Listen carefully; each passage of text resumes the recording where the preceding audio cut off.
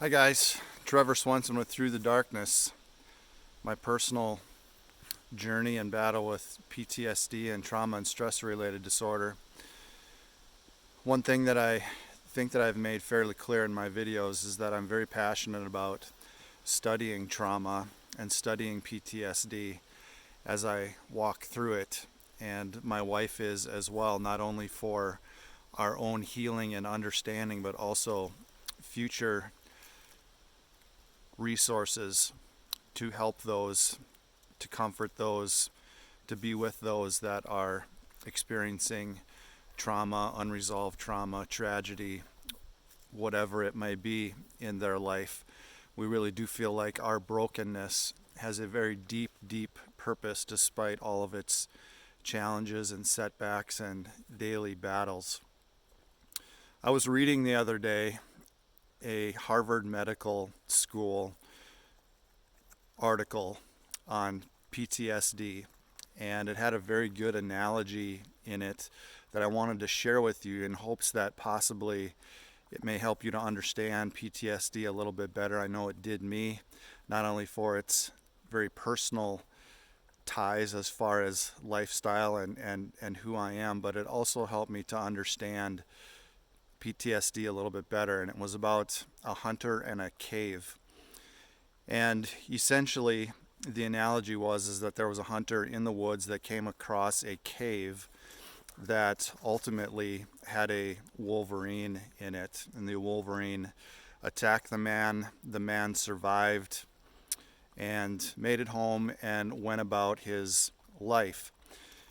And a healthy brain, a brain that has not been permanently injured because of trauma, the next time that hunter was in the woods or near that particular cave, his senses were heightened.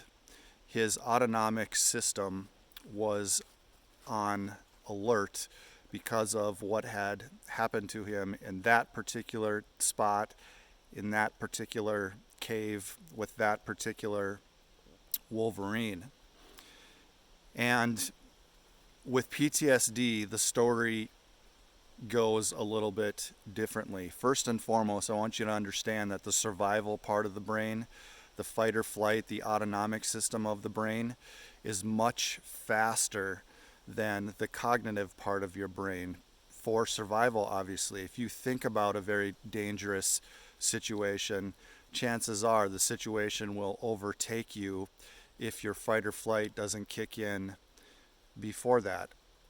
With PTSD, for instance, whatever your cave is in your PTSD experience and whatever the wolverine is in your PTSD experience, a couple of things happened.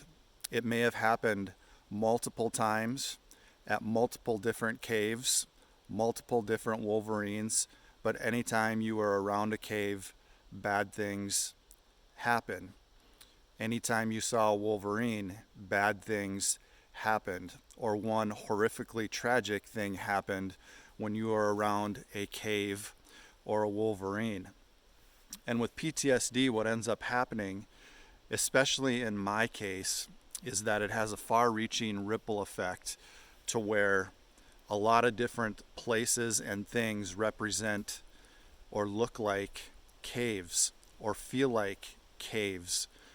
And a lot of things represent wolverines that to a healthy brain, an uninjured brain, would not look like a cave or look like a wolverine, but because of the nature of my PTSD, and I'm sure a lot of people that have PTSD,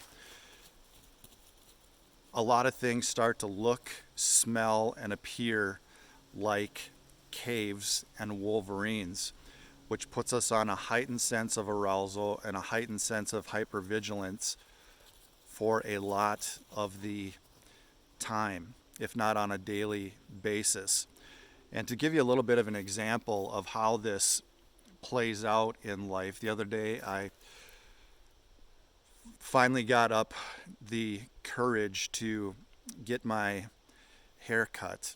Now, it doesn't sound like a very big deal, but to me, getting my hair cut is a little bit of a cave, if you will. There are too many triggers and things that smell like, look like a situation that is relevant, if you will, to the development of my PTSD. Now, my PTSD did not come from getting a haircut, but it's just to show you that when you have PTSD, simple things in life like getting a haircut can be extremely, extremely stressful and anxiety ridden. And so much to the point that as I was being asked how I was doing for the day, I noticed that my head was dripping with sweat, which was obviously embarrassing for me. I had Murphy with me, which obviously it was easy for me to explain to the person giving my haircut that I had PTSD. But what ends up happening is that caves and wolverines start to be seen or sensed or felt all around you in a much larger circle, and your comfort zone, your safe zone, becomes much smaller, which I've touched on in the past, that your world becomes very, very small. But I thought that the Harvard Medical School example of the hunter and the cave and a healthy brain versus a PTSD brain was very relevant and very good for me to pass on. And I just want you to maybe understand a little bit better what we are going through, those of us that have PTSD, that even if we hear there's a cave on a certain property or a wolverine within a particular area, we go into social aversion or avoidance or hyperarousal, anxiety. And as you know from previous episodes, for me personally in my battle, that just leads to ultimately depression, major depressive disorder, because I'm physically wiped out and the cycle continues.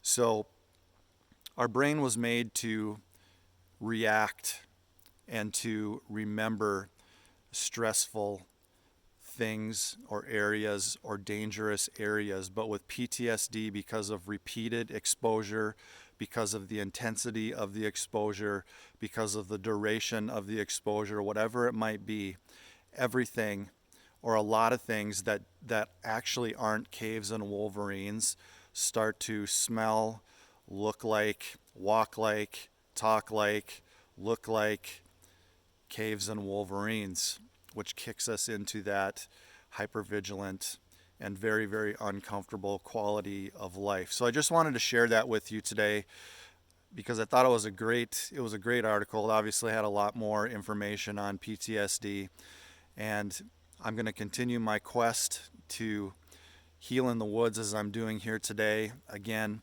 on a long walk. I wanted to take time with you. I hope you subscribe. I hope you pass this on to somebody that may need a little bit more understanding or validation in their walk with PTSD, because that's first and foremost what's most important. I can't wait to talk with you next. Again, please click and subscribe. Pass this on. Thanks for being with me and allowing me to share my story as I learn and as I battle on every day, as I hope you do as well. God loves you. Remember, He loves you personally and knows you by name. This is Trevor Swenson. See ya.